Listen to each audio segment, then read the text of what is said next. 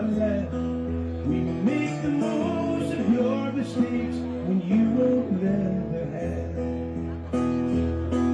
Now we the people know deep down inside that we're still free. 'Cause freedom never came from you, it always came from we.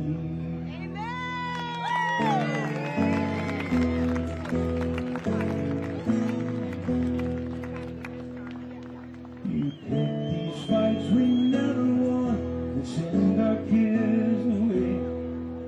Some come home all draped in flags to bury their one day. While your thousands turn to millions as our cost of living soars, we now know you took our pearls for nothing more than yours. So we the people standing low, but one day you may see that all you have would not exist if it was not for me. Yeah, we the people know deep down inside that we're still free. 'Cause freedom never came from you, it always came from me.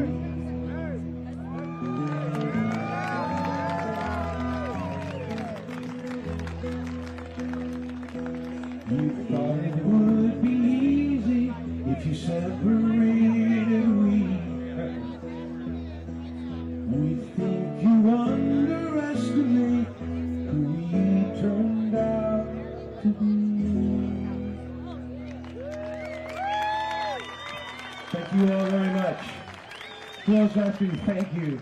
Phil's asked me to come back, thank you, thank you. He's asked me to come back and sing that at the end of the night and maybe something else. We have an amazing show tonight. I'm going to turn it over. Where's the boss man? You're next. Bring it up.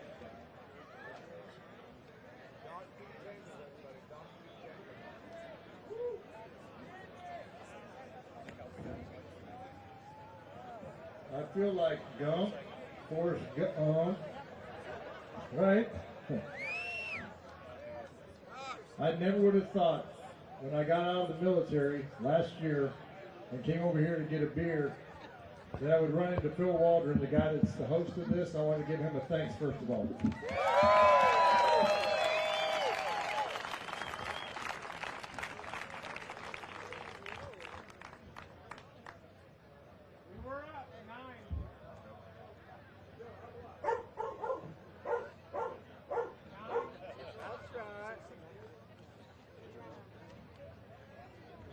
Everything?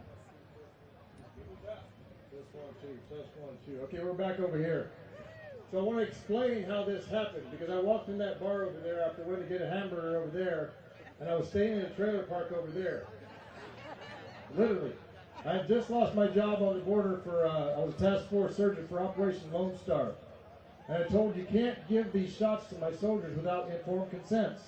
And they said, well, there's this game we play, and this was a two-star general. He said, Lieutenant Colonel, there's a game called Rock, Paper, Rank. I win.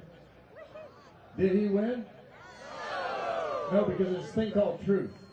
And in that thing called truth, there's a cost. There's always a cost.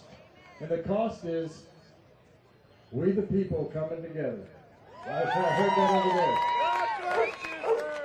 there. And Joe agrees with me, so I'm gonna be short and sweet. Up leading, 9.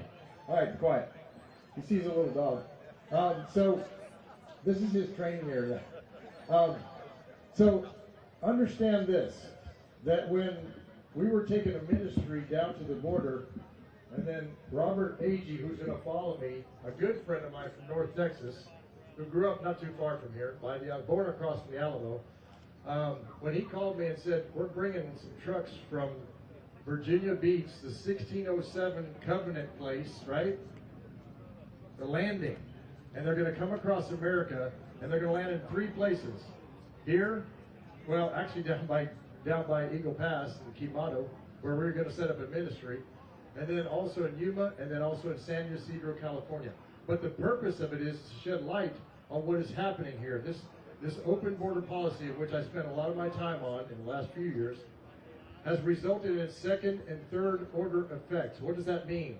That means there are things that have happened that were caused by something. And they're the second and third orders. Those are human trafficking, slave trafficking, unbearable things that we can't talk about here, to children.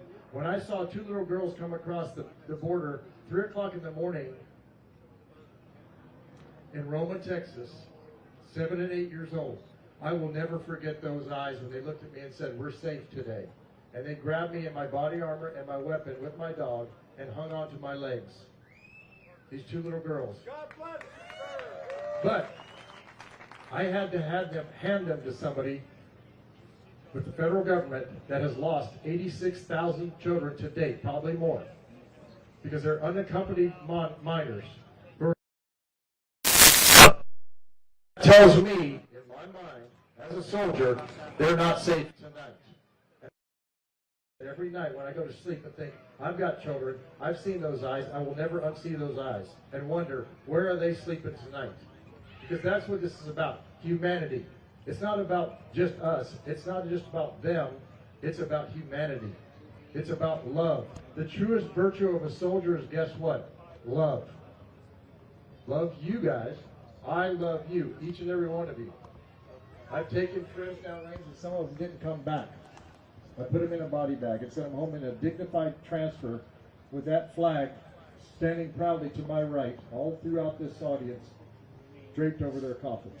And I will not do anything to jeopardize my oath to protect the Constitution.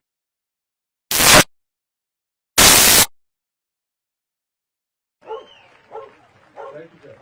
All right. David. All right, so, that being said, this convoy is a peaceful assembly that will bring light to those problem sets, period. There are bad actors who are trying to infiltrate. That has been my job in this, is to be that person to, and this is not a real word, but the Army uses it, deconflict, which means I'm going to talk to law enforcement because we support our Texas law enforcement from the very top to the very bottom. To the, right. So does Joe. Hey. Okay, leave it. All right, sorry. He's just excited. God bless Texas, that's right. My God. All right, so I'm going to turn the stage over, but understand this. This started out as a grassroots, simple thing for me to take some ministry down to a lady and for Robert to marry that up. So how could that happen?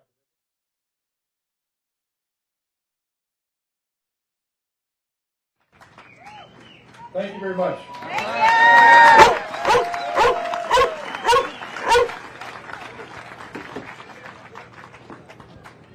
Lieutenant Colonel Pete Chambers.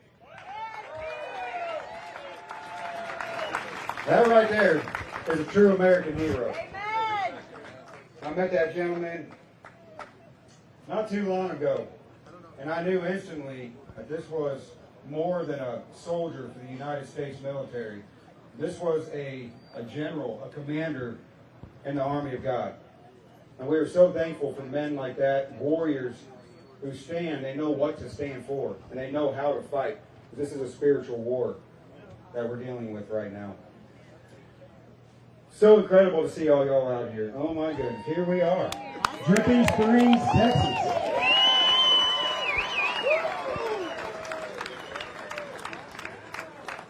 We're so grateful for all those who have helped us facilitate the needs of pulling something like this together. This is incredible. It's amazing what goes on behind the scenes just to facilitate this pep rally.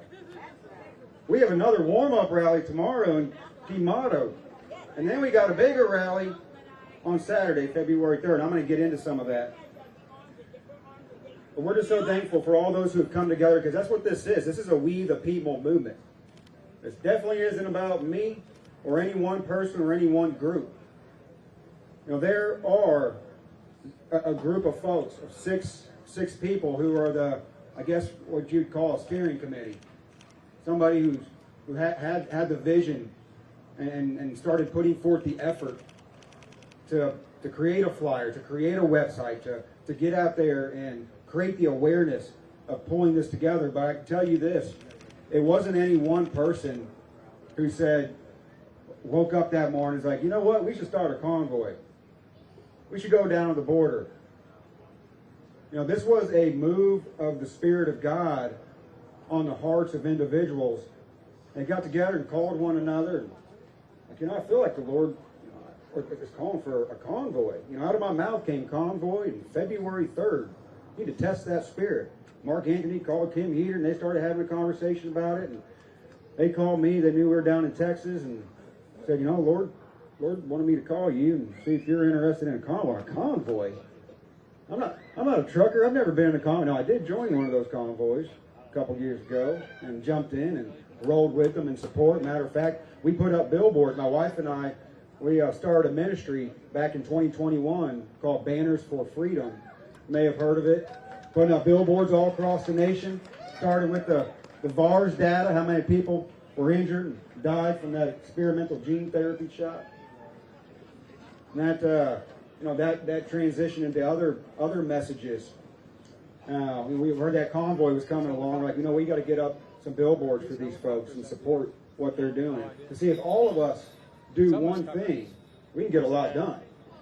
It's not about one person doing everything. You know, like they say, David and Stacy Wyatt don't fly over conservatives if a million people do a million things. That's a lot that can happen. So I said, you know, that's a great mission. I don't know if that's my mission, but let me pray about it and I'll get back to you. Well, it wasn't about a few hours later, the Lord hit me upside the head and he's like, hey, you had to remind me of a few different things that have taken place in my life that he's positioned me for actually this month. I mean, I was actually scheduled to be down here in San Antonio this week. See Grandma. Bring boys down here. He's like, I already scheduled you in San Antonio. Don't you realize that? Oh, yeah. And you know, Doc, he's already working down in Eagle Pass. Got a war room out here in Dripping Springs, and he's been going down there helping the children and help fight this battle on the border. And good buddy Andrew Mullinex back there running the camera. He's shooting a documentary right now. And I started making some phone calls, and you know, doors just flung wide open in a way that I haven't seen. There was such a unity among the people. I said, no, this is the time. I feel it. I feel it in my spirit. We're supposed to do this. Like, all right, well, let's put a message out there. Let's put a flyer out there and see what happens. Look at this.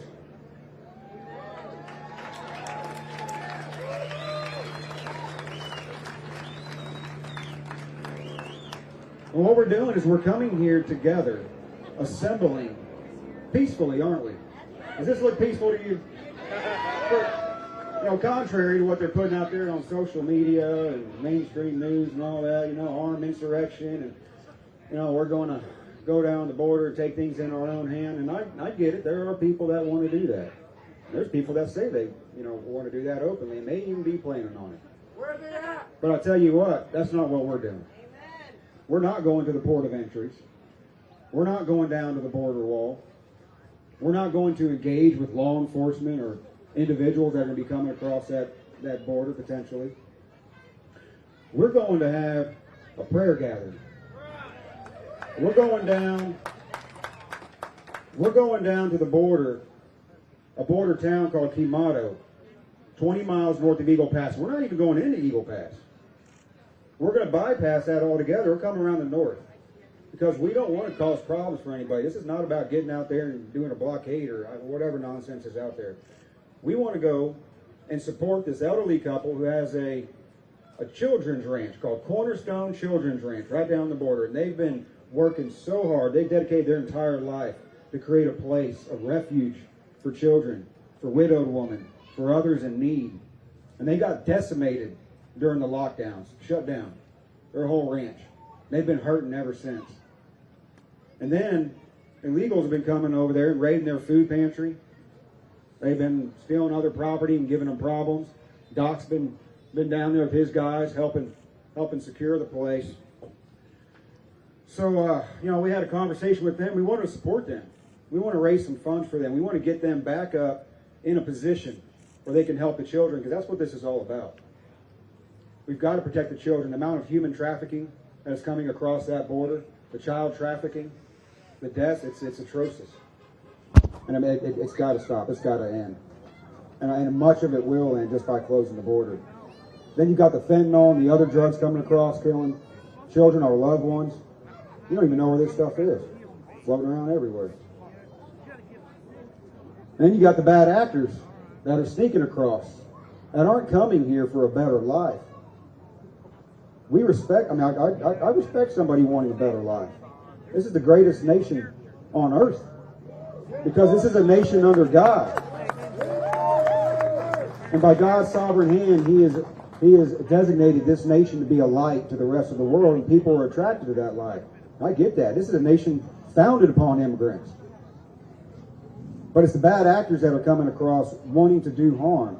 These are all reasons why this border needs to be fixed. This border issue needs to be fixed. And these officials, these elected officials that we have elected to do this job, that we paid and hired to do the job on our behalf, have not been doing that job now.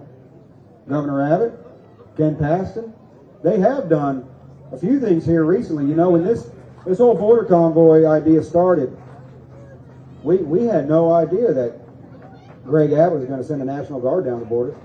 That was a week afterwards. Like, you got to be kidding me. The Eagle Pass? that's where we're going. He's doing what? It's all about divine timing, right? We couldn't have known that. God led the way, that's right. And He's leading the way on this whole thing. And, you know, we don't have any specific agenda to fix this problem outside of taking it before the Lord. Because ultimately the battle belongs to Him. Isn't that what it says? The battle belongs to me. Now He calls us to march. He says, go and do. And He gives us instructions and we go and do. But He said, leave the battle to me. You know, it was just like the man marching around Jericho. He didn't tell him to go into battle. He said, just march. They marched for 6 days, and on the 7th day, He said, okay, I want you to do it 7 times. They said, what? You know, we've been doing this every day for 6 days, and you want us to do it 7 times in one day? Do y'all all feel like you've been marching 7 times in one day right now? Do you feel like we're on the 7th march on the 7th day? We're going to march again? Another convoy? Another rally? When are we going to see change? I wonder if that's what they were thinking the moment those walls came down from the inside out and they reaped the plunder of victory, because they got faith in the Most High and the one who's calling the shots. This is a Jericho march. This is what we're doing. You know, God called Gideon's best 300 men. So I want the best. I want the ones that are looking forward, keeping their eyes on me, that are going to be obedient and listen to my instructions. Chose those men, mighty warriors. And I bet they thought, okay, here we go. I'm skilled. I've been doing this a long time. I know how to go about it. We can defeat these guys. And then they were given clay pots and candlesticks. We got some mighty warriors right here in Texas.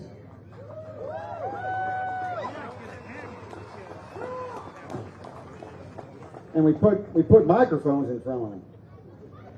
And they're like, hold on, how do you work this thing? Is it on? Test. These guys know how to handle business. But they also know where the battle lies.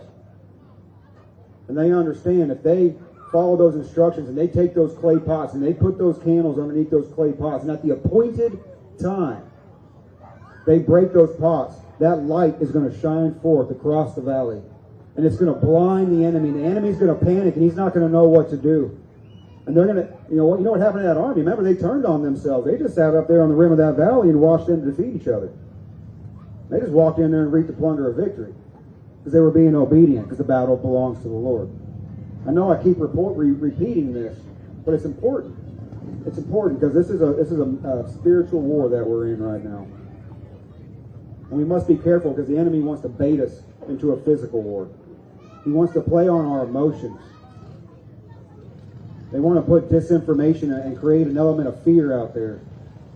But God has not given us a spirit of fear, has He? He's given us a spirit of peace, love, and a sound mind. A spirit of power.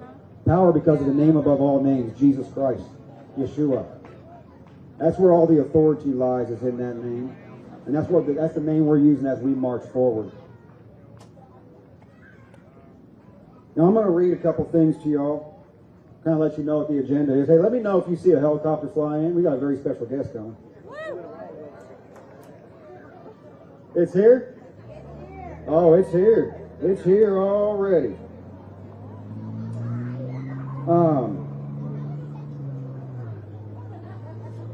You know, it's funny, Doc was talking, you got up here and he goes, I feel like Forrest Gump. First thing I thought about, Forrest Gump running all the way across this nation. And I thought, you know what, that man is a lot like Forrest Gump. Because he didn't ask questions, he just said, you know what, I'm just going to start running. I don't know where it's going to take me, but I'm just going to keep running. And that's what Doc has done. And he'll run right into the fire. I appreciate men like that. We have many of them here today. We're going to be hearing from men like Trentus Evans, Michael Yawn, Ivan Ranklin, Ryan Zink, Matt Long. We got Matt Long in the house. You guys got to get to know Matt Long. And we've got some other lovely ladies here. I've got another gentleman named Chuck, George. Is Alex Jones coming? Anybody here if Alex Jones is going to show up? I think did Ann Vander still finally show up, babe? She's here? Okay. I think we're going to have some Ann Vander still with us today. We're going to have us some Laura Logan.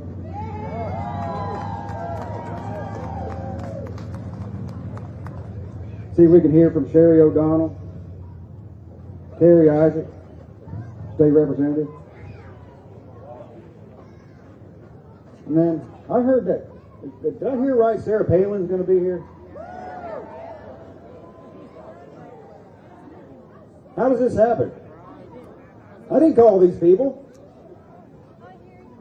I told the Lord that I don't know what I'm doing. I'm just a very simple man from the backwoods of Texas, up in Bonham. Born and raised down San Antonio, right across the street from the Alamo. Didn't have a social media account a couple of years ago. And I go, you want me to do a convoy? You want me to do what? I'm not a public speaker. I'm not he's like, yeah, I put you up there. I prepared you for this. We Banner for Freedom did a Remnant Revolution tour when you and your wife went around the nation last year baptizing people in the name of Jesus Christ for the remission of their sins. You know what you're doing. Go on. Get out there. I said, you're going to have to send people. You're going to have to send some errands. And he does. And when he calls you to do something, he's faithful. And he's going to send the right people to help you. So don't think that you can't do what God is calling you to do. He doesn't call those who are qualified. He equips those who he calls. I guarantee you. You step out in faith and you just start moving. If you hear the call, he's going to send the right people. You don't have to have it all figured out. You just do the best you can do each and every day with what's put in front of you.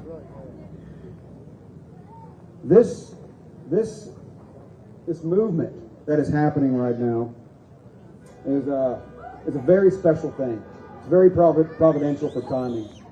But there's a lot of people that want to tear it down. So I'm going to read y'all a declaration. Just put it on record. Okay, I'm going to put a couple things on record. Are we live? Good. So, I just want to put a notice out to all agents and principals. This meeting is private, bearing false witness, misrepresentation, and posting inflammatory rhetoric in public forum is forbidden and shall be addressed in an appropriate manner. To eliminate all conflict and false allegations, is there anyone in attendance at today's meeting, county, city, or township agencies present? Is there any response to the Bivens decision for the third and final time? I missed a line. Any member or agent of law enforcement agency or public agency of the federal, state, county, city, or township. If there's anybody here, are ye present?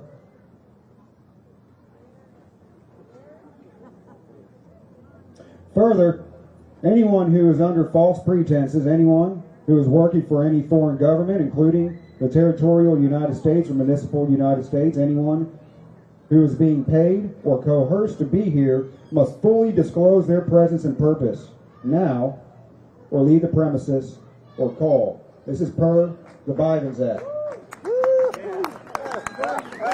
You've been put on notice.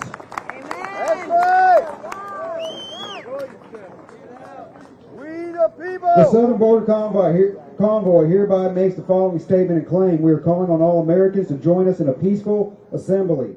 We are acting on the First Amendment rights, which states, Congress shall make no law respecting the establishment of religion or prohibiting the free exercise thereof, or abridging the freedom of speech or the press, or the right of the people to peacefully assemble, and to petition the government of a redress of grievances. Therefore, we first recognize our rights to peacefully assemble. Second, we are exercising our rights to freedom of speech that shall not be abridged. Third, the American people are making their voices heard by participating in the convoy as a petition to the federal government for redress of our grievances. Last, we are exercising our rights to God. We are calling on all Americans to pray and join the convoy peacefully. We strongly condemn any violence, as we call for everyone to be in honor and have clean hands. This convoy is meant to bring our country together in love, kindness, and peace.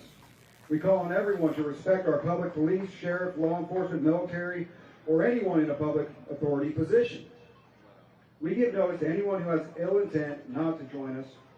We are claiming these herein rights, along with all of our Bill of Rights, to make this claim of a peaceful assembly.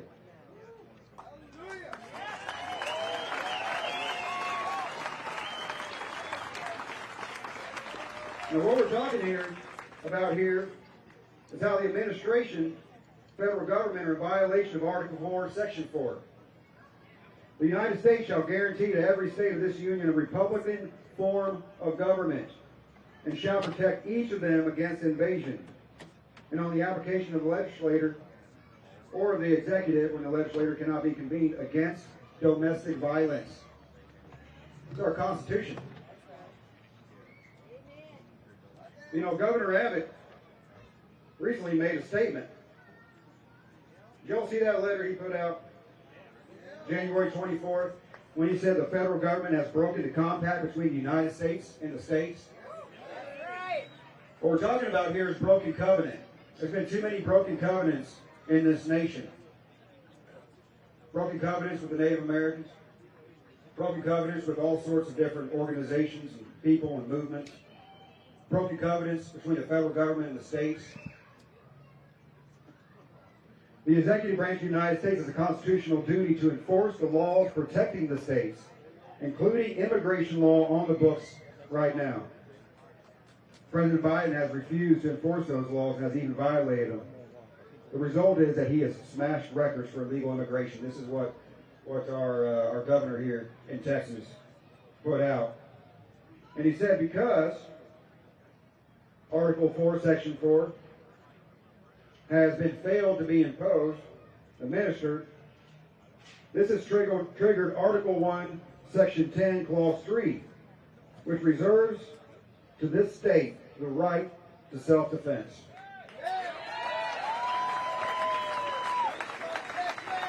He says in here more than 600 million illegal immigrants have crossed the southern border just in the past 3 years. That's more than the population of 33 states. He also says there's 28 legal points of entry in Texas. Very easy for folks to come to the United States, and we welcome all immigrants to come in legally. And that's why we have these entry points. So we're thankful for these men, Abbott and Paxton, that are standing up to do the right thing. But we must continue to hold them accountable. They must continue to do this job. This cannot be for political purposes. Can't be for election years. Can't be smoke and mirrors. This must be enforced, and this is the demands of the people.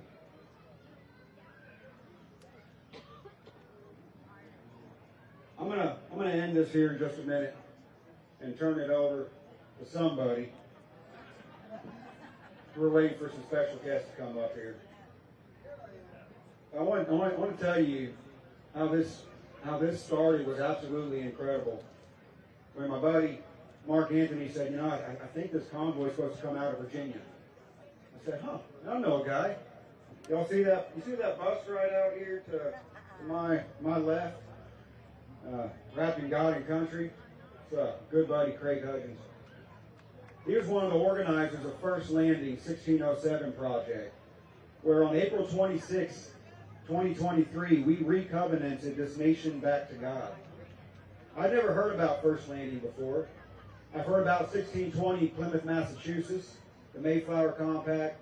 You hear about Plymouth Rock, all that good stuff.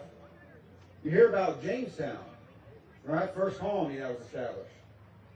But did you know 2 weeks before Jamestown, there was this First Landing event where Reverend Robert Hunt led 3 ships over from England with this charter to declare this nation to be a nation that's going to serve God?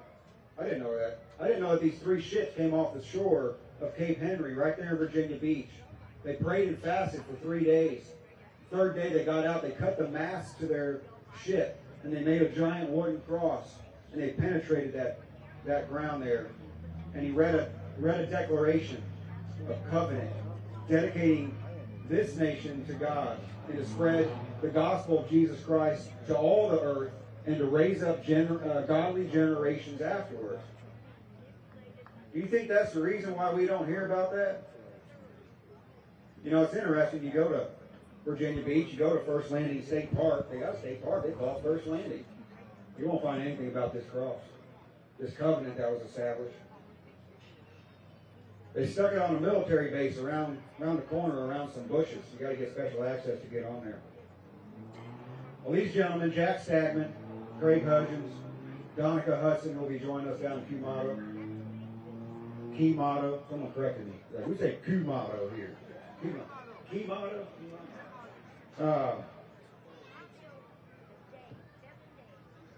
These guys, we got together, and Jack Stagman had a vision that God spoke to him and said, we must renew the vows with God before he issues us a certificate of divorce. We're close. We were so close. But he hadn't done it yet. And I believe that moment, Joshua James was there with us. Lieutenant Colonel Pete Chambers was there with us. Billy Ford, Republic of Texas, was with us. So many others. This is going to be a small thing, ragtag band of people. Next thing you know, you got Glenn Beck flying in his private jet, and David Barton, author of the Founder's Bible, and historian William Fetter. All these folks came in, and they understood the importance of renewing those vows, repenting before the Lord, and renewing those vows with him. And I believe he honored it. And it's just so interesting how this convoy started out of Virginia Beach, and it wasn't planned that way again. You know, he said, Mark's like, hey, Virginia, I think Virginia is where we're supposed to come from. And I was like, well, I know a guy's got an RV, and it occurred to me. That's where the covenant was renewed. So God's doing something. We don't always understand what he's doing. It's usually hindsight. But what I can tell you is that he's with us. He's moving. There's a shift. The shift is here. The shift is coming. And we're about to walk into the most exciting, glorious times this world's ever seen. Because there's a light that's about to shine so bright there will not be room for any darkness. There's a revival coming to this nation unlike the world has ever seen. And an outpouring of his spirit in a measure that was greater than the former rain. We're talking about the latter rain. That's what we're a part of here. This is the beginning of it. He's preparing all of us to be a part of it. Tomorrow, while I got all y'all's attention, we are, and I don't know if the owners are here, and I hope they're going to be okay with it. And if they are, and I believe they are, the gentleman who owns the gymnastics center right over here has let us park at his facility. We're going to ask him if we can depart from there tomorrow instead of the Veteran Memorial parking lot, because that's kind of a small area. It's really congested. We're going to see if we can meet over there. Go to takeourborderback.com. I'll post it on there. It'll be on the X account, on the Telegram account, if you're questioning where we're going to depart from. But we're going to be leaving out of here at 10 a.m. sharp, so get there early. And we're heading down to Key-Motto. We should be getting there around 2 o'clock. And it's going to be an amazing time. Amazing time. We're going to have prayer and worship. We got Pastor Rob Parker and his wife Suzanne here. They and their ministry team that are going to be down there ministering with us. We're going to have ourselves a good old time. That's what we do here in Texas. That's what we do. That's what we do. Well, I've talked enough. We've got some other people that are way more interesting to hear from. It is 5:48. Maddox, you want to get up here and speak while I'm waiting? Good buddy Mac. He's helping us in tremendous ways. Tremendous ways right now. Hey, I've got, while you're waiting on time, would you like to have me do a story? Just a moment. Where's Doc? Lieutenant Colonel Big James. Where you at, my man? We need Sarah Palin up here right now. Thank you so much. That's who we need. Is Sarah Palin in the house? Sarah Palin, can you hear me back there in that trailer? We need you out here, please, man. Can you play some music? No. Okay. No. She's back there talking. I'll find you. No. I couldn't All right. jump off. I can't do it. Well,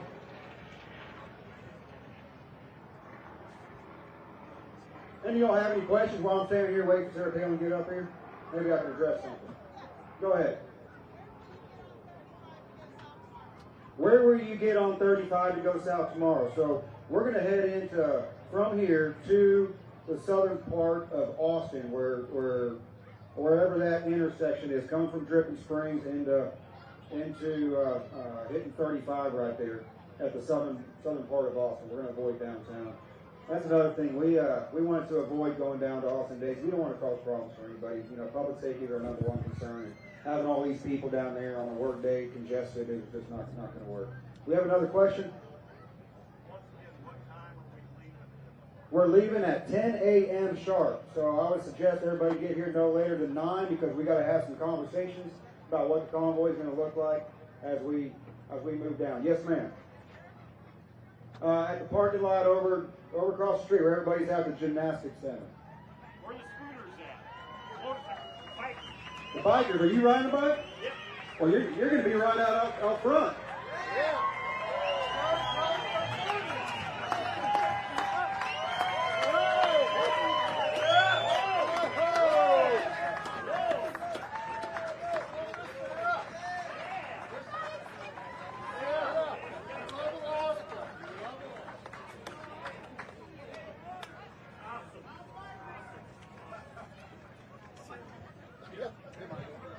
Sarah Palin, we're so thankful for joining us. Watch your step right there. Former governor of the great state of Alaska. I am so happy to be here. I love Texas so much. Thank you. And I feel so secure here, I'll tell you. A bunch of freedom-loving Americans, thank you for being in the arena. Thank you for being activists. I know you love your freedom. And if you do, we're going to take a second here then to thank those who have protected our freedom. We thank our vets. Thank you guys.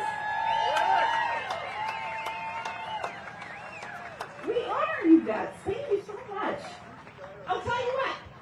The eyes of the world are on Texas right now, on the Lone Star State. And as a proud Texas homeowner now, with kids moving here, just right down the road, I feel a real affinity, a real connection to so many of you here in Alaska's little sister state, Texas. Absolutely love it. I do want to thank you for being in the arena, knowing that now, more than ever, it's required of us to stand up and fight for what's right. Because it's unconscionable, it's treasonous what our federal government is doing to us.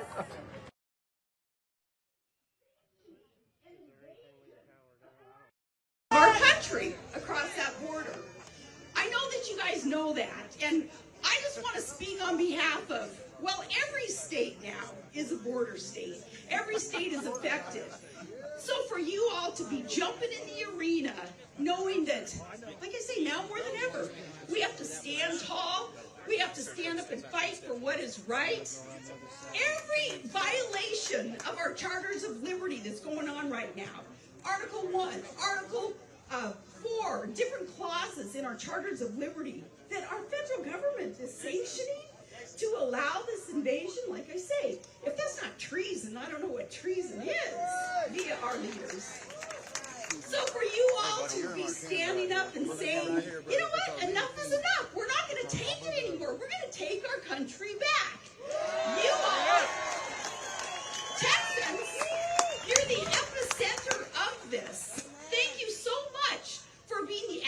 us for being the hardworking, independent, patriotic Americans that you are. And you know what? Who better to usher in for all of us a reminder that we have God-given rights to protect ourselves, our states, God-given rights that shall not be infringed upon. Who better than to remind us of that than the one, the only, the epic, the iconic, the immortal, the ridiculously patriotic Ted Nugent?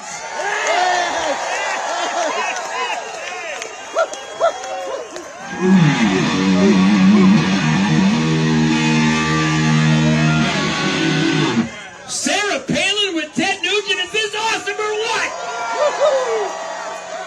Well, I think the most important thing to be said, I can say, look at real America. God bless you people. Real America, not far from the Planet of the Apes in Austin. I salute you for being here.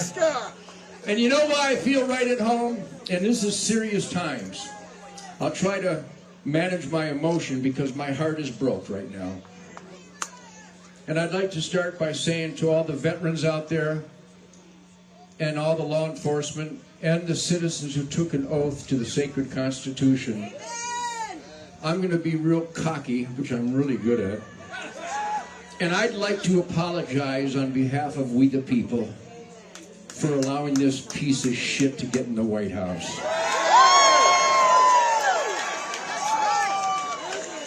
We're sorry to the Vietnam vets and 58,000 dead heroes for this.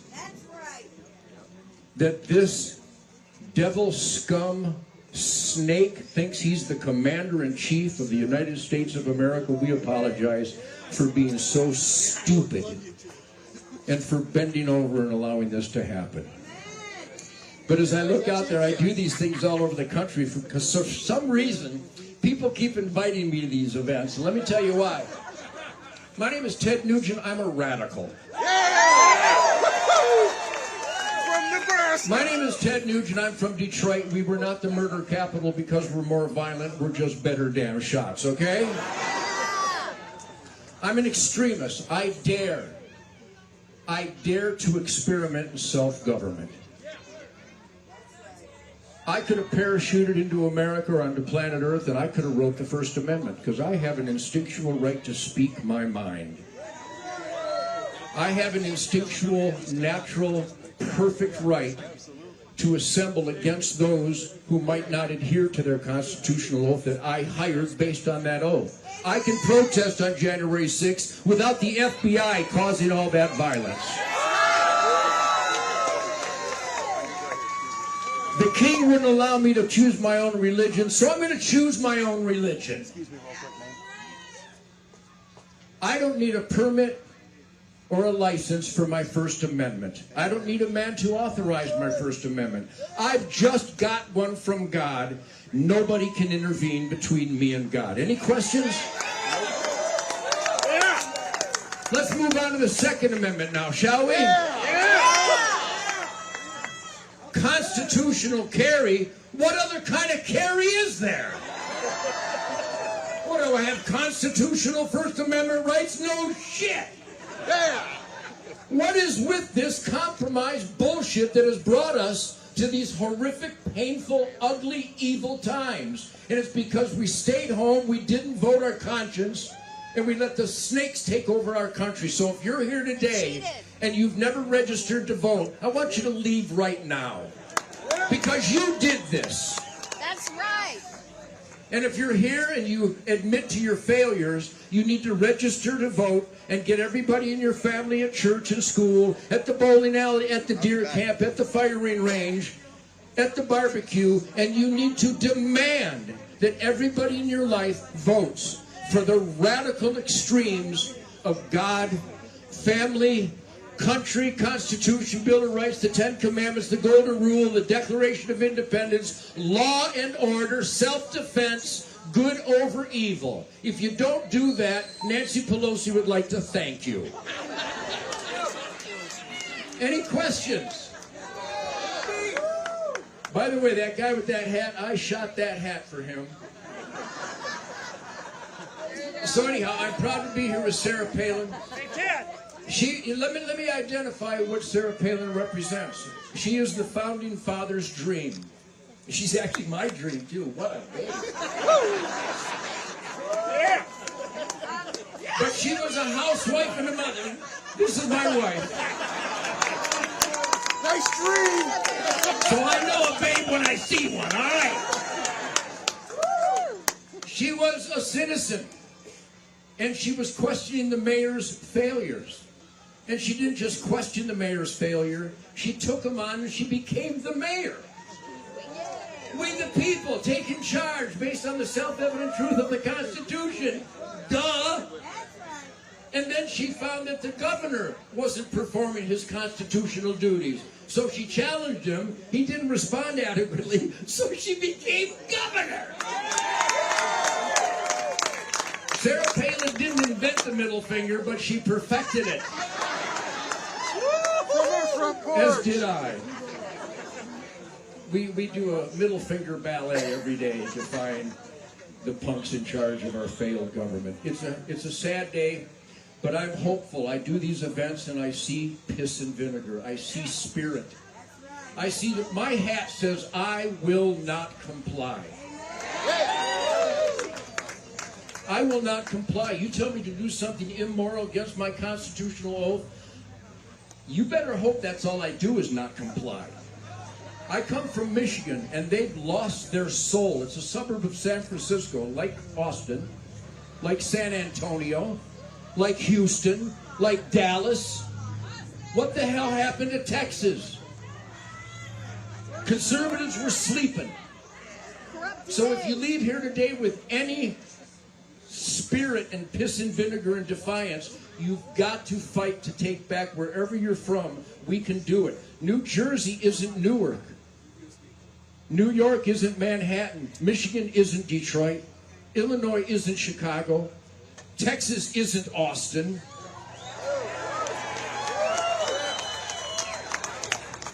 But the goons have kicked our ass with fake ballots, with deceptive tactics. So, challenge those running to represent your Constitution. I'm a cop. I've done federal raids with the U.S. Marshals here in Texas. I've kicked down doors. I got 14 felony arrests to my credit, which is why my guitar playing is so much sexier than the other guys. In fact, here's a great story. So I arrested this dirt ball. We got a bunch of cocaine in the bag, and these guys on the curb, we got him handcuffed, and he's got... It's Ted fucking Nugent. It was awesome. And I gave him one. All right. So I'm 75 years clean and sober. If I had a little bit of sleep, I'd be downright handsome. I'll tell you what. But I'm here to raise hell. I'm here to defy the status quo, crush the status quo, eliminate the status quo, and get back into absolute constitutional America. And if somebody's running for office that wants your vote, ask them, do you think I need a permit or a license or any man's authorization to have a gun in my belt? And if they hesitate, do not vote for them. That's the tip of the spear. If another man thinks he can tell me where, if, how, or what with I can defend my life, that is a bad, evil man on the side of Joe Biden. I get to keep and I get to bear. Keep means it's mine, you can't have it. Bear means I got a couple on me right now and they're loaded. And no man has any say-so in that. No man. Constitutional carry. What other kind of carry is there? Anybody remember Libby's Cafeteria? In Texas? How many here are from Texas? Were you ashamed of yourself that day? I'm asking you. It's not funny. 24 Texans dead because they weren't allowed to carry a gun in a cafeteria. Allowed? I don't need to be allowed. There's no gun-free. I've never been in a gun-free zone. Once I arrive, it's not a gun-free zone anymore. Gun-free zones are for criminals. Yeah, I don't have a First Amendment-free zone, a freedom-free zone, or a gun-free zone. So I would like to start right now by thanking you all for being here, and I hope you go forth in your lives. And I hope you raise hell and scare the shit out of liberals everywhere you go. And just remember, if you're not pissing off the assholes, you're an asshole.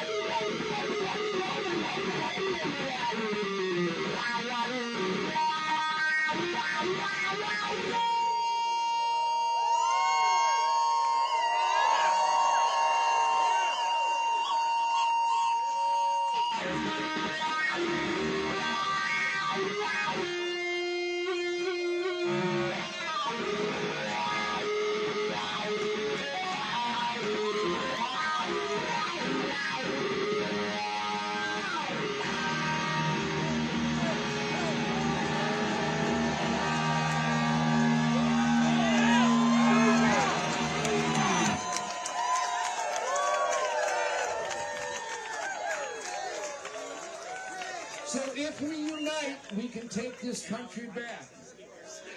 I swear to God, it's in our hands.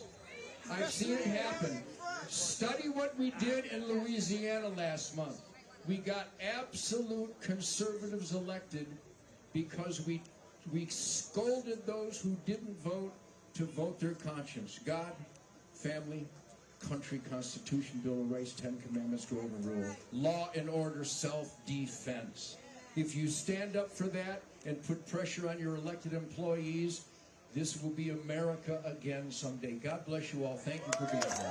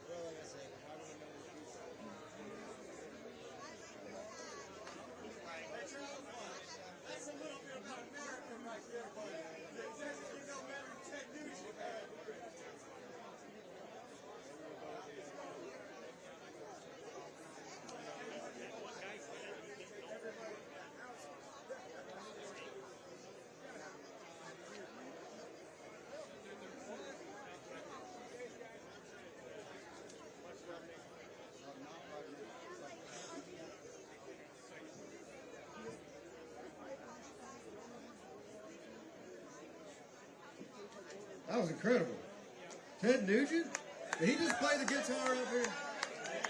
Did he just play the national? That was absolutely amazing.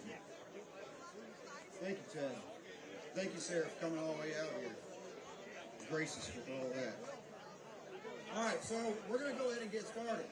I thought Ted was coming out here and rock it out for 30 minutes. He's like a one and done. That's all we need from Ted. We appreciate him. So we have a very special guest with us tonight.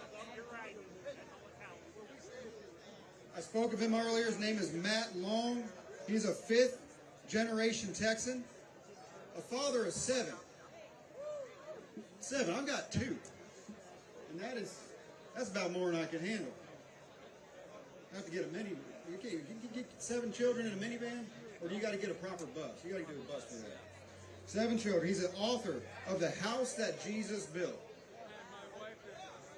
and is diametrically opposed to anything liberal, federal, and tyrannical. He's a great speaker, good friend of mine. He's going to come up here and share some thoughts. Matt Long.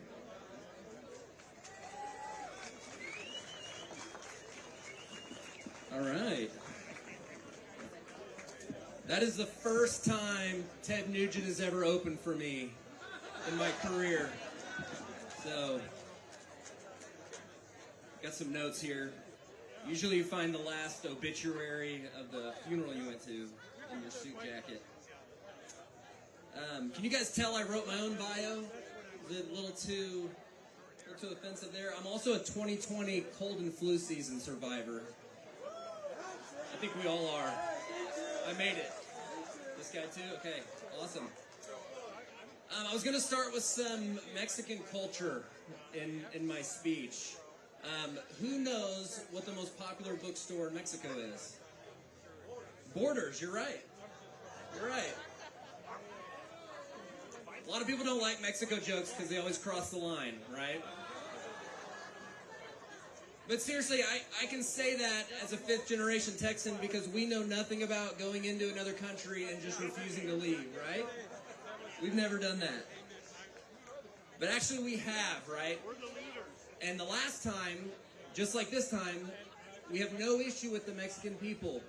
What we have issue with is a tyrannical federal government that's not making life safer, but less safe, by encroaching on the God-given rights of Texas families.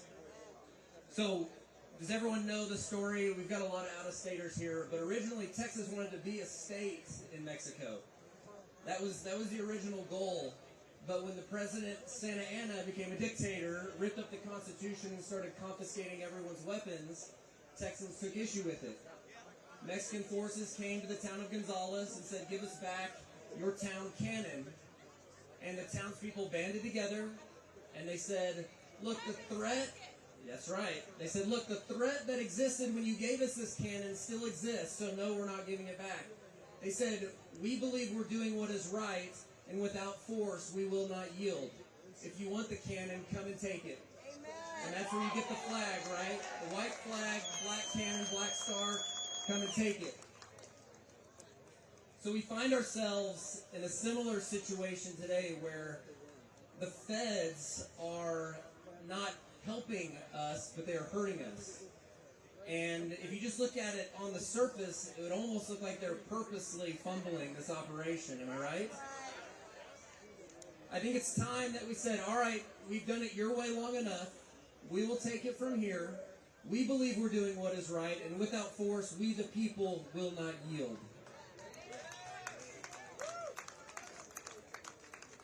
The current inaction of the federal government is not only going to lead to tough times in border states and beyond, but it's also going to lead to a new slave class of illegals. And I know something about this because I've literally started year 3 of the immigration process with my wife and children who are Canadian. And it is an absolute beating, and there is no way that even 1% of the people that are coming over are going to spend the time to go through the process. It's broken. So what this means is now an enormous population, millions of people that can only work for cash, They cannot start businesses. They cannot, they're going to be stuck in a short-term survival mindset, which is just what the government wants, right? It wants people that are in need of it. It's the only way it survives. And so that's why I'm trying to struggle through the process of immigration, because I don't want my grandchildren 30 years from now to still be working for cash jobs and be afraid of the authorities and hiding. Amen. So, as many of you heard, I have 7 children. I actually have number 8 on the way, so pray for me, please. Okay? Need lots of prayers. But I actually think that this is the key to climbing out of this situation. Because if it wasn't for the population decline that we're currently having, I do believe that they would try to close the border, but I don't believe they can. Because I'm sure some of you guys have heard this, but you actually need 2.1 children per family, per couple, for a population to just stay where it's at. And the United States is currently like 1.64, something like that. Canada's worse, Europe's worse than that. And so I do believe that's why they aren't closing the borders, because in 50 years, we would not have enough people to sustain their social programs. So they have to leave the border open to allow these people to come in. So I actually don't know if it's possible. And another issue is that people on this side of the border are also currently stuck in a short-term survival mindset. Like, how can you think of having more children when you're just trying to survive yourself, trying to get past inflation and Bidenomics, right? But I actually, and I know no one else here, but I can't think of one of my children that I regret having.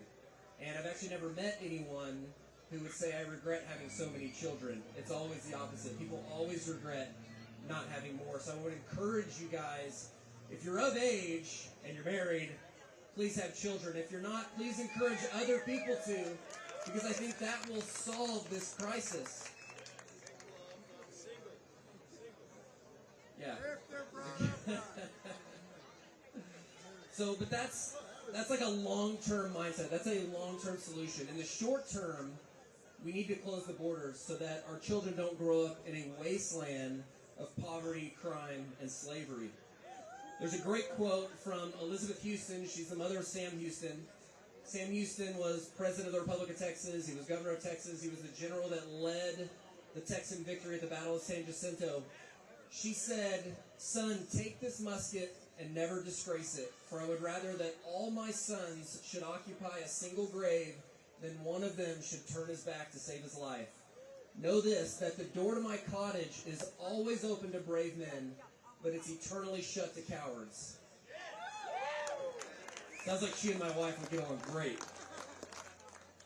But it sounds harsh, but it's actually biblical, because the Bible tells men to be strong and courageous. It tells them to be saviors for their family, and it says that the fearful will not inherit the kingdom. And that is why the federal government wants citizens in fear. It wants citizens in a survival mindset. It wants citizens that require it to be there for their help. But we're not going to feed that machine anymore, are we? When Texas became a nation in 1836, it was God ordained. All you have to do is go back and listen to the stories. There's no way it could have happened without it. And that's why there's still a spirit of a nation here. And all of you guys that drove in from out of state, I'm sure you can feel it. It's a spirit of independence. When you cross that line that says, "Welcome to Texas," it's because God is living in this land. Texas has the authority of God behind it. And I believe it's the key to leading the entire nation out of this poverty, out of